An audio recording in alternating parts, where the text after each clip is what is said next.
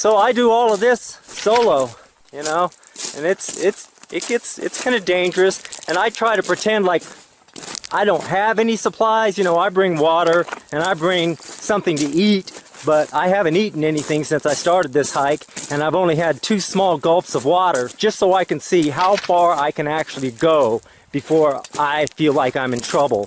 That way, if I ever do get in trouble, I know when I know when I should start panicking, how long I have before I'm in trouble. Today's story has a weird ending, and this is because we don't know the ending. A hiker determined by online intervention to locate a mysterious M-shaped cave in a remote location of the Mojave Desert, not too far from Area 51. Now, when he got close to this cave, he says he felt strange vibrations, and it made him sick. Since his final search in 2014, no one has heard from him since. Only his cell phone has been found. Was he doing this for attention? Could he still be alive and this is a way to fake his own death and start a new life? I don't know. Honestly, he's probably dead. Well, here I am. I don't want to set the world on fire. Storm Area 51, that's the name of the group. Well, they've got 1 million members. That's okay. You know Area 51, there's supposed to be alien remains there, it's super secret, all the rest of it. This is an old mine, and there's a hole here that just goes way down. It's been nearly 4 years since a California family disappeared without a trace. Were found by an off-road biker Monday in the Southern California desert. Something about that cave just spooked me. Out of all the caves I've ever gone in, this one just made my body vibrate. The closer I got to it, the crazier my body felt, and I was like, all right, I'm not going to go in there right now, but I'm coming back someday. Let's take you back to November 10th of 2014. A solo hiker named Kenny Veach set out to once again find a mysterious cave that he only discovered a few months prior. Now let's take a minute to fully understand what it means to be a solo hiker. Obviously, this means you're alone. You're in charge of keeping your water and your food in order, your shelter if needed. It's you, the elements, and the wildlife. No guides, no support. If you get lost without a cell phone or you don't understand the terrain that you're trying to cross, that might be it for you. Not only was Kenny a solo hiker, but he had a doggedness to him. He's someone who really liked to challenge himself. And the way he would do this is he'd go out in the wilderness and just see how long he could last on his own. Going on these journeys of self-deprivation, holding back the urge to eat and drink and finding shelter. He would walk for long distances without doing any of these things. So he would take 1 or 2 sips of water and walk 20, 30, 40, 50 miles before he even tried to touch any of his food supplies or drink any more water. Now don't get me wrong, he's a seasoned hiker, right? He's been doing this for 20 years. Anyone who knew him would tell you straight up that this is just who he was. Now he would go out and camp with his girlfriend from time to time, but his true passion was the solo hike. He absolutely enjoyed the isolating nature of being alone and being deprived. Kenny Veach, age 47, spent most of his time exploring the Mojave and Great Basin deserts between Nevada and Southern California. The Mojave Desert is 25,000 square feet of dry land and mountains. The one mountain range that Kenny says he found this mysterious cave was the Sheep Mountains, which were 40 miles north of the casino capital of America, Las Vegas. This mountain range was also located to the south of the super top secret Air Force installation base, Area 51. Now you know about Area 51. First the government says it doesn't exist, then they're like, well, it does exist, but it's, you know, it's just an Air Force base. It's just an airplane test site. Shut the fuck up about all that alien shit, okay? So Kenny's a little out there, all right? He has a GPS, but he doesn't use it. He has maps, he has a compass, but he refuses to bring them. Other hikers around the area flat out admit to Kenny, to his face or online, that he's absolutely reckless when he does this. On one of his hikes, he discovers this cave entrance that is very low to the ground. A cave that seemed out of the ordinary from anything he had ever seen before. And then go all the way down a big crevice that's real narrow and gets kind of scary. I'm looking for a cave that I found, and I didn't have a sidearm when I was here before, and something about that cave just spooked me. Out of all the caves I've ever gone in, this one just made my body vibrate. The closer I got to it, the crazier my body felt, and I was like, all right, I'm not gonna go in there right now, but I'm coming back someday. And I talked to some people on YouTube, and I told them, hey, I'm coming out here, you know, because they kind of called my hand on it. So this entrance was shaped like the perfect capital letter M, so he named it the M Cave. Kenny claims to have gone places that people have never gone before or would dare even step foot in. He says he plays with rattlesnakes in the desert for fun. In a comment on the video he originally posted on Area 51, he says, I've been doing this sort of thing for over 20 years. I go where no one has gone. I never take anyone with me. I find skulls of all shapes and sizes, and occasionally I find really old animal traps. I hike over mountaintop after mountaintop and sleep on peaks under the stars. Sometimes I have to scale giant cliffs and get myself out of a jam, but I always make it back. I'm beat up and tired, and my pack is almost always heavier than when I left. I had to be rescued only one time by a helicopter. I had blown out my left leg, and at the top of the mountain, I only had a cup of water left to get me 20 miles back to my truck. It was also over 100 degrees out. So I have a very good safety record. Kenny sort of had this personality online that made him seem, a little bit too confident, a little bit too cocky. But in his eyes, this is what he does. So anyone who's trying to tell him anything different, he's not really listening to them. Anyone trying to discredit him online only drove him to commit to this further. On a video called Son of an Area 51 Technician, he said, "That ain't nothing. I'm a long-distance hiker. One time during one of my hikes out by Nellis Air Force Base, I found a hidden cave. The entrance to the cave was shaped like a perfect capital letter M. I always enter every cave I find, but as I began to enter this particular cave, my whole body began to vibrate. The closer I got to the cave entrance, the worse the vibrating became. Suddenly, I became very scared and hightailed it out of there. That was one of the strangest things that has ever happened to me." Now, this M-shaped cave was allegedly located 7 miles from Nellis Air Force Base, and is thought to quite literally be a secret entrance into Area 51. Obviously, this can't be known, since the only person to ever see this cave or ever find it was Kenny. He received a lot of doubt online and a lot of pushback, but Kenny promised that one day he would go back. He was even warned by commenters online to not go back and to stay away. They were warning him that if he found this cave again, or if he made the attempt to locate this cave again, that he should not go in it, because he wouldn't get out. You see, despite there being a mystery behind this cave, this section of the desert he was hiking in was full of mine shafts. These mine shafts were used by the military to dispose of chemicals, and a lot of them were closed off. But a bunch of people who would go out into the desert and live, habitants of the desert, would actually open these mine shafts and look inside. Some would climb inside trying to find things, and a lot of them were left open. Moreover, this whole area was known to be inhabited by these people, and most of these people were drug addicts and drug dealers.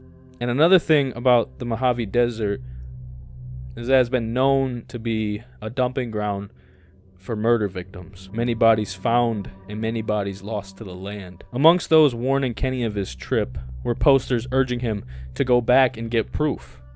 So it wasn't just people saying that he shouldn't go back. In fact, more of the comments encouraged him to go back, to do several trips, to actually document this on camera, him experiencing these vibrations. So obviously this fueled him. Now, not only is he doing it for himself, not only is this something that he enjoys, he has now built somewhat of a community around this whole cave that he found. And people are really curious to see this. And so he goes out again and he records his experience. But on this first trip, he doesn't actually find it.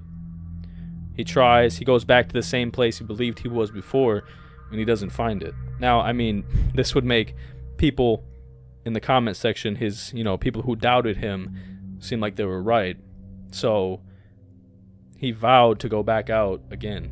Kenny told his YouTube commenters, his YouTube supporters, that he was going on a third trip to the area. The crazy thing is that he actually offered for other people to go with him. So typically he's going out on his own, but for this one, he wanted people to help him. He wanted to prove to these people, and he wanted them to be right there and experience it with him. Or maybe he was scared and he needed somebody to be there for him if something bad happened. Because if he's actually experiencing these vibrations and all this, it's making him feel sick, then obviously he would want somebody to be there just in case something dangerous went down. On November 10th, 2014, Kenny told his girlfriend Sharon Pilgrim that he was leaving to find the cave on a solo hike. And this is the last time anyone had ever heard from Kenny. Obviously, his girlfriend Sharon realizes this very quickly when he doesn't come back, because he usually does come back within a day. So right away, she organizes this massive search to find Kenny. Red Rock Search and Rescue Commander Dave Cummings told News 3 in Las Vegas, "We found his cell phone close to a very vertical old mine shaft, and we can't find another trail." Now, it doesn't mean that he's down there in the mine shaft, but we have tracked him as far as we can. We're having our other crews come in from the search areas. The cell phone was located 12 days after he went on this original hike. What's really strange about all this is that if he was really wanting to prove this, he couldn't. Because on the day that he left, he didn't pack any overnight camping equipment. Which means, because he was dedicated to this, he was going to make it a couple days, or maybe a whole day of him being out there. He was going to try and search for this cave. And another thing is that he left behind his video camera. So now he's not trying to document what's happening. And so what actually happened to him? Now, here's a comment from someone claiming to be Kenny's girlfriend on the famous M Cave hike video. "I am the girlfriend that Kenny spoke of in the video. There are so many posts. I had no idea until a friend let me know. So many people are wondering what happened and guessing different things. You are heartfelt about the sadness around what has happened with Kenny. He has not been found, and I feel he probably will never be found for many, many months, if ever. I want to share what I know and feel about what happened, so that you might bring some closure and understand it in your own lives. Kenny absolutely loved hiking in the desert. It was his very, very favorite thing to do. We hiked and camped together all over the Nevada desert, sometimes 9 hours in a day. We found many abandoned mining towns, usually referred to as ghost towns by Nevada hikers. We explored many caves and mine shafts. We were always careful how we explored them. But Kenny was a bit more daring than I was. We wore snake guards, sun-protected clothing, used walking sticks, brought enough water and food for the hiking hours, and had extra food and water in the car. I want you to know that I do not think Kenny had an accident. I believe he committed suicide. He had battled depression for many years and would not take medication or see a doctor. He quit his job a little more than a year before he disappeared. I share this with you for 2 reasons. First, so that you have more of an understanding who Kenny was and bring some peace or understanding to the situation. Secondly, if any of you decide to go out into our desert to look for him or the M Cave, be careful and bring enough water and food. Walking sticks are a good idea, and not doing a solo hike. Bring a GPS and make sure that you have let family and friends know that you are heading out for the hike, where and when you will be returning. A search really can't be a one-day hike. You would be repeating much of the same hike, just getting up to the mountain and then be left and not many hours in the day to do the search. You would need 2 or 3 days at a time, and in the summer or even late spring, this cannot be done because of the heat in our desert. You would not be able to carry enough water. So please, please be careful. I had many wonderful experiences with Kenny and will always remember them and have a place of love in my heart for him and the wonderful things we did together. I am healing from my loss and look forward to new experiences with desert hiking, camping, and taking beautiful pictures of our desert. Enjoy your adventures of life, and thank you for the kind, loving comments sent my way." Obviously, with this story, we have a couple of theories of what actually happened to Kenny. Now, the most likely theory, and kind of described by his girlfriend, is that he was very depressed. He was absolutely over his life. He had a very negative state of mind. This story and this whole, situation could have been what caused him to do this. This would have been the perfect excuse to just end it. He goes missing in the desert, just like how people would, if they mess up on a hike or he's fallen down a mine shaft or anything. It just looks like an accident. Now, somewhat of a conspiracy theory on it is that he intentionally disappeared, which means that he was sick of his life. His girlfriend's lying. He just wanted to get the fuck away from her. And he's like, yeah, I'm just going to use this to, start a new life. Or he went in one of these mine shafts and fucking found some alien shit, and now he's living with the aliens or something. Maybe he's enslaved down there. We don't know. Now, what's also likely is that it was just an accident. He was hiking in the same area and he had fallen down a mine shaft. Maybe he was traveling at night and he didn't bring adequate supplies, and he thought he was just super confident in what he was doing, and he just fell down a mine shaft. Maybe he got hurt down there. Maybe he saw something down there and he decided to explore and he moved further down.